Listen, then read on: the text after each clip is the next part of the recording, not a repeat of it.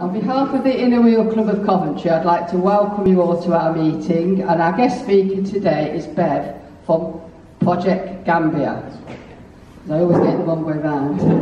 And this is our district's international charity for this year. And I'm very grateful to you all, as I say, for coming and joining us, and I hope you'll enjoy our talk, and I'll hand you over now to Bev. Thank you. Good morning, everybody. It is still morning. My name's Bev, and I run a project called Project Gambia. At any point while I'm speaking, please feel free to stop me and ask any questions. That's absolutely fine. Can everybody hear me okay? Okay. Project Gambia started in 2007. It basically came from a school trip. I was the deputy head in the school, and we wanted to give our year 10 students an experience of what the developing world was like. And so our first trip went out in 2008, and since then the project has grown and grown and grown and grown so much that 3 years ago, or nearly 4 years now, I finished teaching to do Project Gambia full-time as a volunteer, because lots of other schools and colleges were asking us to take trips out. Our strapline is changing lives, including yours. So it is about changing lives in the Gambia, and hopefully you'll see that with some of the things I show you today. But it's also about changing the lives of particularly of young people here in the UK when we take them on trips and show them what the developing world's like. Also through the work I do in primary schools. I must be involved in at least 20 primary schools now. And I work with them on global learning. They do fundraising for us, and we talk to them about what life is like for these children in the Gambia. So that's how Project Gambia started. For those of you who don't know, Project Gambia, Gambia is the smallest country in West Africa, though it is surrounded by Senegal. And very often the Gambia is overlooked because it is very, very small. They've only got a population of about 2 million people. It's an absolutely lovely country. The people there are absolutely delightful. And we work with some of the poorest people in the Gambia. We work with a community here in Kitisilo that live around a rubbish dump. And we'll find children working on the rubbish dump. They can't afford to go to school. They're picking up like any bits of rubbish that they can sell to earn money for the family. This is a typical house in Kitisilo, in the village. There's no running water, there's no electricity. 16 people were living in this house. And it's not unusual at times for houses to fall down because they're just made of mud. So if it rains really hard in the rainy season, houses do collapse and schools collapse. We've also come across schools that one day the children turned up and the classrooms had fallen down because it's been raining that much. So the situation in the Gambia during COVID, they went into lockdown in March 20. They went into lockdown slightly before the UK. The last time I was out there was February 20 with a group from the Royal School in Wolverhampton. And they were taking temperatures as we were going in there. And then we had to cancel the trip in April 2020. We were due to take 90 people out to the Gambia with us, and we had to cancel that. So they went in lockdown before us. But where it's really hit the Gambia, there hasn't been sort of like loads and loads of COVID cases, probably about 400 that's recorded. They've had no tourism. So tourism is 25% of their national income. So they have really struggled with income. So there's been no jobs, because obviously many people work in hotels and the tourist industry out there. So people were struggling to buy food, to pay medical expenses, etc. So one of the things that we did during COVID is we spent a few £1,000s on food packages. I don't know whether this will play. Let's just give you a bit of a feel of what we do. And this is a video from the Gambia, so I apologise for the quality of it, but it just gives you a feel of what we do. If it plays, it may not play.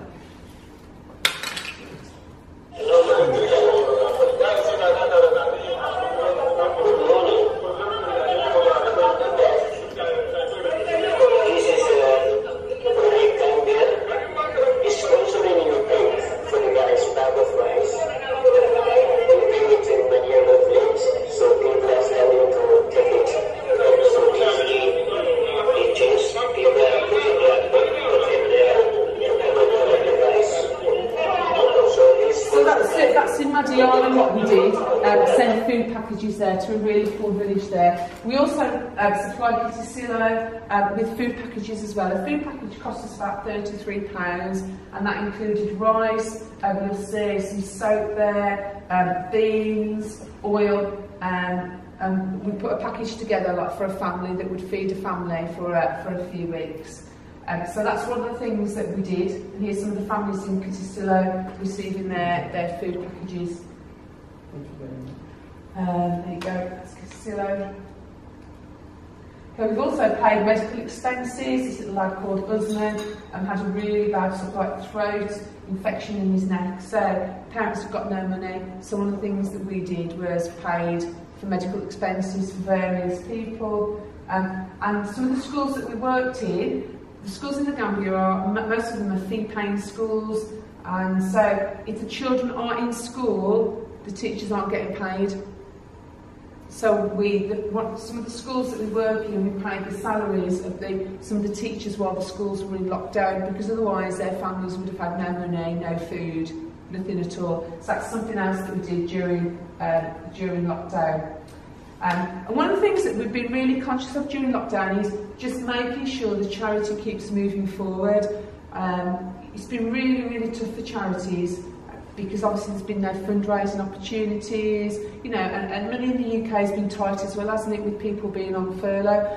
So, you know, as much as a lot of what we do is sustainable, and we've deliberately made all our projects sustainable so that if there's a situation like now, the projects can still keep going. But we made a decision to keep pushing forward as much as we could. So one of the things that we did during lockdown, we worked with a nursery school called the Media Nursery, and when we were there in February 2020, they told us that they'd been asked to leave the land. The landlord now wanted the land back, and so they were having to move. That's the classrooms that they're in. I mean, you can see, you know, the kids have got nothing, absolutely nothing in these classrooms. There's no resources. So one of the things that we do is we send lots and lots of resources out. We send a container out every year, which is a story in itself, because prices have just gone through the roof, and there's no containers. Between COVID and Brexit, there's been no availability of containers at all. So we send resources out to the schools. This is one school in Mega, and you know, they've got absolutely nothing. So one of the things that we did is they found a piece of land and agreed a tenancy for 25 years on this land. So we built a 3-classroom block. So we paid for a 3-classroom block. There you go, there's the floor. So there's 3 classrooms. So that's the children at Amiga in their new classroom. I haven't seen this in the flesh yet. I'm due to go in the next few weeks, because obviously all this was done during lockdown.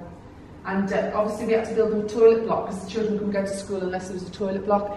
So the Rotary Club in Stourbridge helped fund the toilet block, and then it was matched by District 6. So that cost us about £1,200 to build a toilet block at the Amiga school. So we're looking forward to see that when we go out in a few weeks' time. So that's one thing that we've done. Another thing that we've done during lockdown is we've been working with another 2 nursery schools, St Peter's School and Wisdom, and we've been working with Grace Foundation to feed these kids. At the moment we feed getting on for 400 children a day. These children, if they're not fed at lunchtime, they don't go to school because they can't afford to take food to school, they can't afford any dinner money, and they end up on the streets doing what they call street hawking. So we feed nearly 400 children a day now. So that's the children at St Peter's, that's the children at Wisdom Nursery as well, with rice and fish, and all sorts of things that they are on in their lunch. Yes, St Peter's School. So we started that in November 2020. So we do that every day. But the mad thing is, to provide a child for food for a week is 30p. I mean, that's just mad, isn't it? Absolutely mad. When you think, you know, you go for, 2 cups of coffee at Costa, you're talking nearly £7, aren't you? You know, it's mad, isn't it? Absolutely mad. So that's one thing that we're sort of like pushing at the moment, the food programme, because that's the only thing that we do is that it's not sustainable, that we have to keep funding, because obviously once food's gone, it's gone, isn't it? So that's one thing that we've been doing. So, £15, you can provide a school meal every day for a year for one child. It's nothing, is it? Absolutely nothing. £15. So what we've done fairly recently as well at St Peter's School, Philomene, the head there, she messaged me and said when they arrived back after their summer holidays, they couldn't start school straight away because the roof was leaking, and it damaged a load of tables and chairs. So fortunately the container that was on its way got some tables and chairs on it, so they had some of the tables and chairs, and we've mended the roof, we've helped repair the roof. And also the classrooms were just so dark and so hot, all the children were complaining, so we've paid for these new windows to go in as well. So the children, obviously it's a lot nicer for them to sit and do their lessons. And the next thing that we're looking at is, she messaged me the other day to say the children have got no exercise books. So that's the next thing that we'll have to look to see if we can raise money for, to provide some exercise books for these children. We've worked in one school in Madiana that we provided resources for, that when we arrived the children were sitting in the sand, writing in the sand, because they've got no books. Okay, we've also worked at a medical centre, Syntec, with support there. One of the things that we've done in the past is replace the roof. You can see the roof there that was leaking. This is where the women were giving birth. Absolutely horrendous, you know, in the rain. They've got a highly qualified midwife, Malang, who works there. You know, we tend to think in the developing world they've got nothing, but you know, they do study and they do work hard, and there are specialised people. They just have no resources. Malang works there. He lives in an awful bungalow next to the medical centre, and he's basically on call 24/7 because he's the only midwife there. And that's where the new babies go and the mums. We've put fans in there because it was so unbelievably hot when we first arrived there. That's where the new babies go. And you can see that's where we've replaced the roof because the roof was leaking. And so the mums were giving birth with rain dripping on their head. So one of the things that we do, and I think this is where the Inner Wheel have been involved in the baby packs. I don't know anybody here has knitted into any blankets or anything. This is part of sort of like the international project with the Inner Wheel. And we provide baby packs for the ladies at Syntec, and we've also extended the project up right into the central region, which I'll talk to you about in a minute. And in these baby packs, there's things like baby grows, wet wipes and nappies, you know, some little hats, mittens, you know, what you'd have for a newborn baby really. And what we found is, by offering a baby pack, the ladies then go to the medical centre, and Malang is telling us that it has reduced the infant mortality rate, because they know if they go to the medical centre they're going to get a baby pack. So it means they go and get the specialised care rather than have them at home. And you know, these are just, you know, blankets that have been knitted by people like yourselves. People, you know, donate baby grows to us. You know, they haven't even got to be new. You know, we get loads and loads, but you know that we could go on forever because there's always a need in the Gambia. So we're based around here, around sort of like Bakari, Serakunda. We go far down there as sort of like Gunjur. And Syntec is over here, where I've just shown you. But we're also going to extend the baby project up into this place called Janjanburra in the Central River Division. Which is really, really cool. The further up country you go, the poorer it becomes. Because obviously around this area you've got all the tourism, all the tourists. It's easy for people to do the work there. But to go right up country, they have, you know, they live off grid. They've got absolutely nothing. So some of the baby packs now, we've got about 200 at the moment that'll go on the next container, and we'll go up to Janjanburra. Okay, and those are the sorts of things that we put in there. You know, we get people to knit blankets, crochet blankets, nappies, socks, baby clothes, etc., etc. Okay, so that's one of the things that we do. And these are some, I think these are some of that went on the last container that were knitted by some people in the Inner Wheel. Some of the jumpers there. So this is a little school at half dye. So what people like about Project Gambia is they actually see where their things go. You know, it doesn't end up in this sort of like, you know, big massive. Where it, you know, it goes somewhere, but we don't really know where it goes. Because we try and get photos of most things that are sent out so that people can see where their things go. There you go. Jumpers.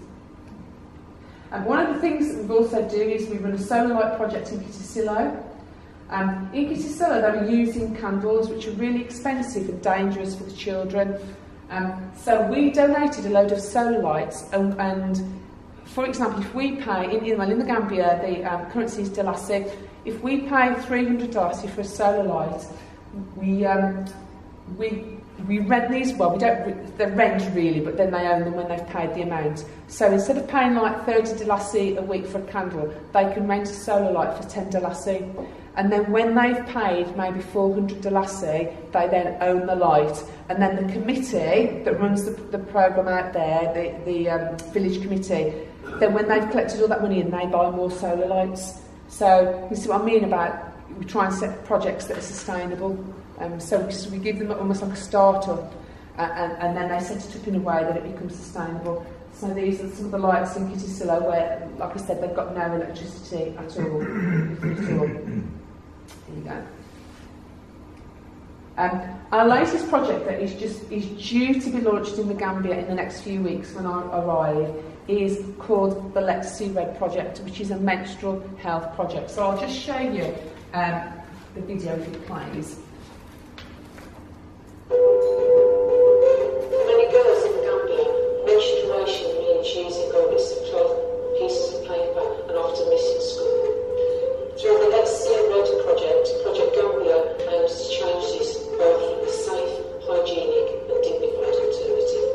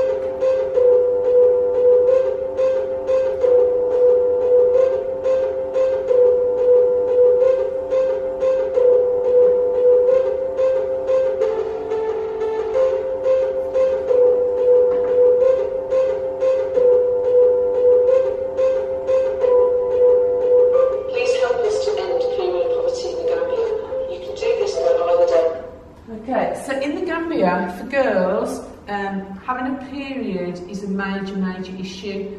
Very often they miss school because that, when you can't afford food, menstrual products are way down on your list of priorities. We have met girls that have been buying on bits of cloth to use as sanitary pads. We've met girls that started their period while they were at school and sat the whole day in the toilet because they were just too frightened to come out. We've met girls that thought they were bleeding to death when they started their period. So we've been working with the Gambia Teachers Union to set up a project, and what the project is going to do is going to provide menstrual health education across the Gambia, across the 7 regions of the Gambia. We've got all the training material, it's already there in the Gambia, it went on the container. And also, so we're going to teach them about menstrual health education. We're going to train trainers to go into the schools to teach, because obviously we can't do it all, so it's important that we train trainers. And then we're going to teach them how to make reusable sanitary pads as well. We've also, in addition to that, got people here making reusable sanitary pads for us. At the moment, we've got 1,500 sanitary packs ready in the Gambia for us to distribute.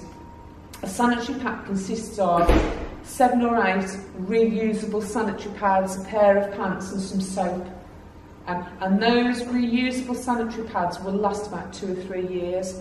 So when we go into schools, we will do some training and then we will leave the girls with the sanitary pads that we've already got. But we will also be training people how to make them. So when I came to the annual conference in May last year, we filled a lorry load, and in that lorry load was all sorts of material, towels that we can use, and lots of sewing machines as well. So when I go out into the Gambia in the next few weeks, that project is going to be launched across the Gambia, and we're going to set up some of the women in micro businesses. And one of the things that we're going to give them is we were donated 24,000 bras.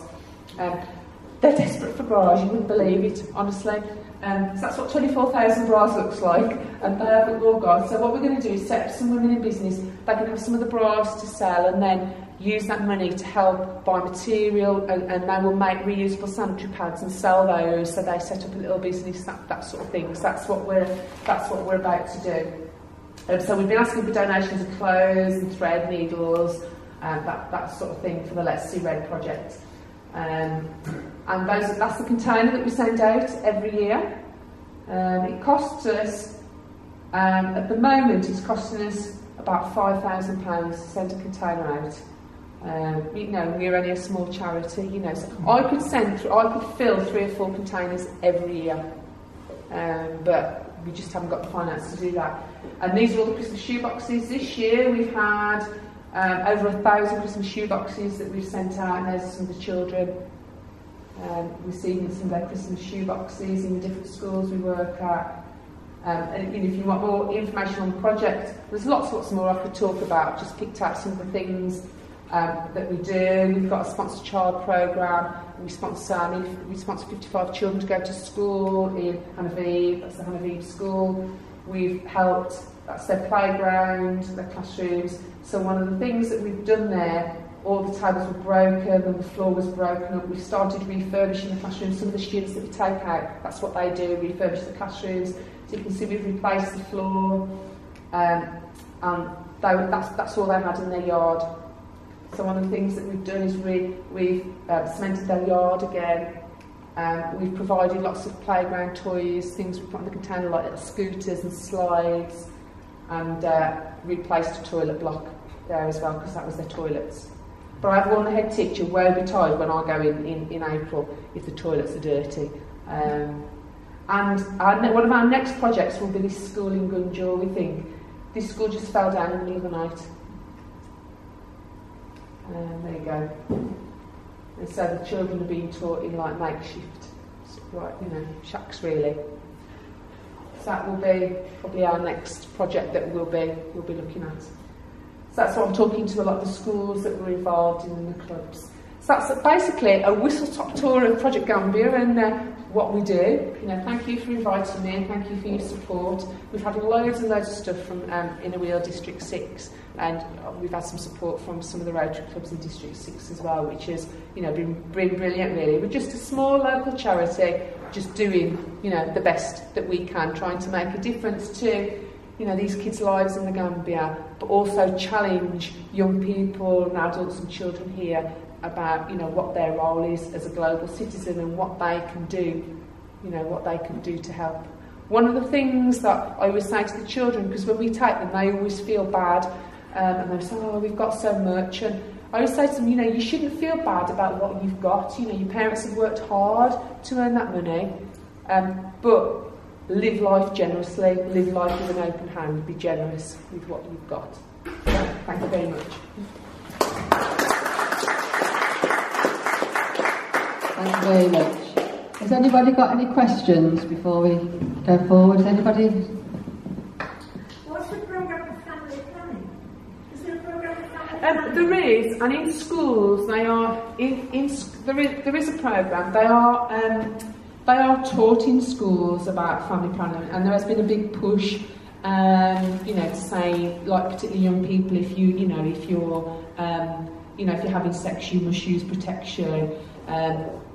But they can't afford it, and again, it's, you know, it's getting that education right across the Gambia, particularly, you know, into when you go up to like the Central River region. What you've also got to understand is, you know, part of the reason, you know, Gambians have big families, that's their social security. That's who looks after them when they